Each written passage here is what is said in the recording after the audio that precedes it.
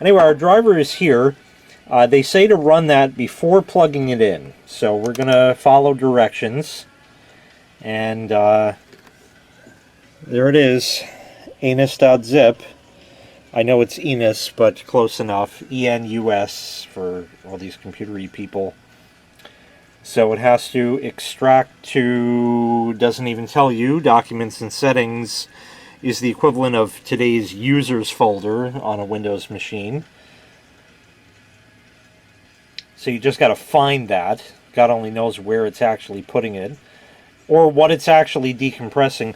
The file was pretty big. It was 100 and something megabytes, I think, or was it that big? I can't remember now. We'll find out in a second. Yeah, 141 meg. That came off a USB 1 flash drive, by the way, over the network, so that's why it took so long. Yeah, that's going to be unzipping for a while. I mean, 141 meg, this thing only has 512 meg of RAM. Obviously, not all of that is getting loaded into memory, but that's a sizable enough file for this to have to deal with. So this is a serious install, it looks like. I don't care what happens to the operating system on this. This is, like I said, as given to me condition. It's Windows XP, whatever it was, and that's really it. So it's just here and it just works. And I thought about trying to shoehorn 7 onto this, but you know, it's kind of a good thing to have an XP laptop handy around for doing stupid shit like this. This will work with Windows 7, this printer. There are drivers for it, although the driver file is nowhere near as big. Should the file setup.exe be executed? Well, after all that, no, I just wanted it to clog up the hard drive. This is another thing with brother shit, you know? It's just, these machines were such garbage. So we said yes. Brother MFL Pro Suite. Don't know what's going to happen. I've never done this before. I don't think I've ever had to install a Brother printer. Now, I'm pretty sure what's going to end up happening here is if the guy said, if what the guy said was true and that the machine was simply removed from service and there's nothing wrong with it, theoretically it should just print and work, and that's kind of why I accepted it. Which is a funny story in and of itself. Well, now the white balance is all screwed, but it'll correct itself. My dad always complains about the price of ink. He has an inkjet printer. That's what was popular 15, 17 years ago, whatever it was, when he got his all-in-one, and it's still working, and you can still get ink for it. But he always complains about, I just had to spend $15 on a no-name brand cartridge. I said, good, now shut up for another year, because he barely prints anything, but just, you know, I said, why don't you just keep this thing? The toner doesn't really go bad, although it can get stale. You know, we'll see. Oh, it's gone down to 4.7 watts. Oh? The fan shut? Oh, okay, well, still says toner low. All right. I guess that's reasonable then. I didn't think it was ever going to shut because it just kept sitting there blinking the damn lights for 10 minutes. So maybe it just takes a while for it to go back to sleep. Okay, good. You redeemed yourself on one count. Remember when laptops came with rubber bumpers on the screen instead of just shit? That's right. Okay, so we're going to hit yes, and we're going to do a local connection, USB parallel. They give you the option for network, but there is no network connection on there. It says internal or external print server. I actually looked into getting a print server for this thing, but they're still fetching like 30 some odd dollars, whether it be USB or parallel. They're still fetching a lot of money. So hopefully I'll just come across one day, or it'll just be tethered to the machine I have in mind. This is just as a test. So let's hit custom install, because I always like all of my options. Okay, so far next. Sure, we'll install the TrueType fonts also. Why the hell not? So it's going to install MFC Remote Setup, Brother PC Fax. That's handy, I guess. Does it say something? You can send a fax message from any Windows application. Well, that's really just a fax driver. Web links we don't really need, but we'll take that out. Yeah, that's just garbage. And Control Center, which I guess you need for it. We'll hit Next. Select the fonts. Okay, how about all of them? And we'll just let this do its thing.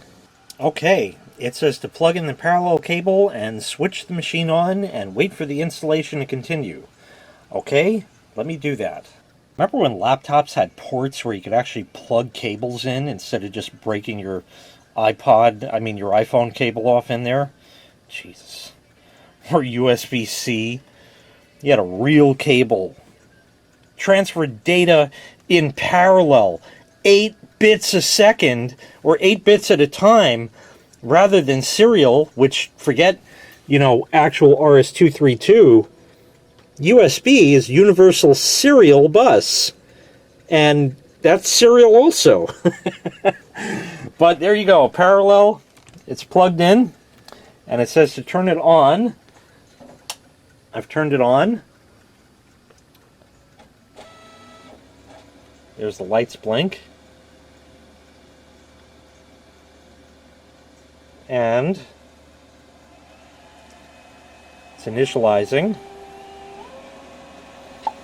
Oh, there we go. It found new hardware.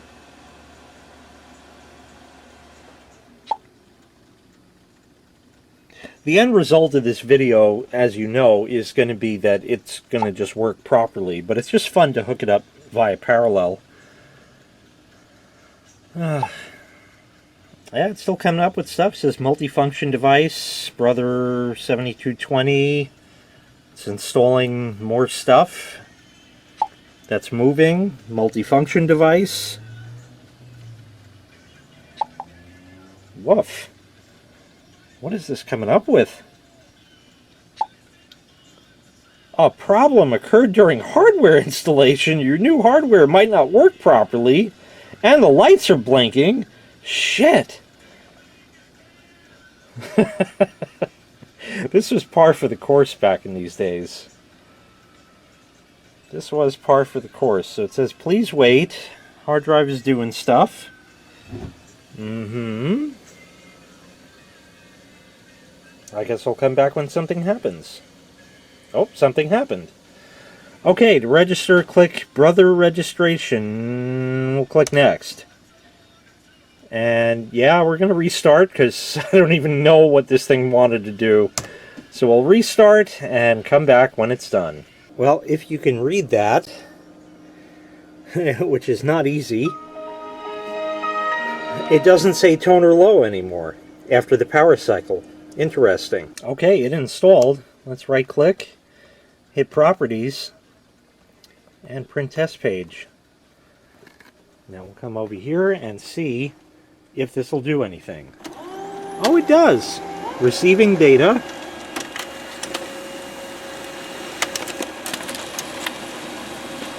Okay. Ah, it works. Nice. Nice. That's exactly what we expected. Coolness. Okay, now we'll try to scan that. So I'm going to stick it up in here. I guess it just sort of sits there. It doesn't sort of have a thing. And what if I hit scan? Scan, select up and down. Well, this is not easy. Scan to email, scan to image, scan to OCR, scan to file. Let's scan to image, and it says connecting to PC. Oh, that came up. It's actually scanning. Sort of crookedy, but that's all right. Oh, it actually scanned. How about that? Now, let's just try copy. And I'm not going to do anything but hit start.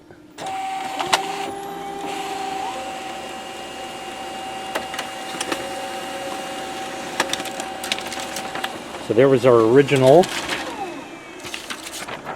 And there's our copy. Not even too bad. Nice.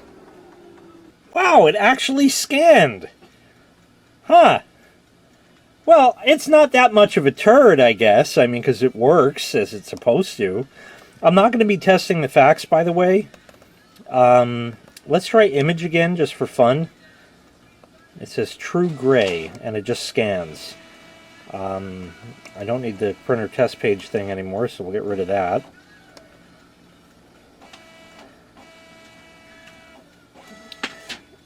And I want to do a custom scan next. Yeah, it comes up. Okay, let's try custom scan. Scan a document into a predefined application or customize what you want to scan to. So we'll hit custom 1. Oh my lord! That's awful! Oh. Alright, let me load paper. Please try to scan the image again. If the error happens again, please restart your computer and then try to scan again? Woof!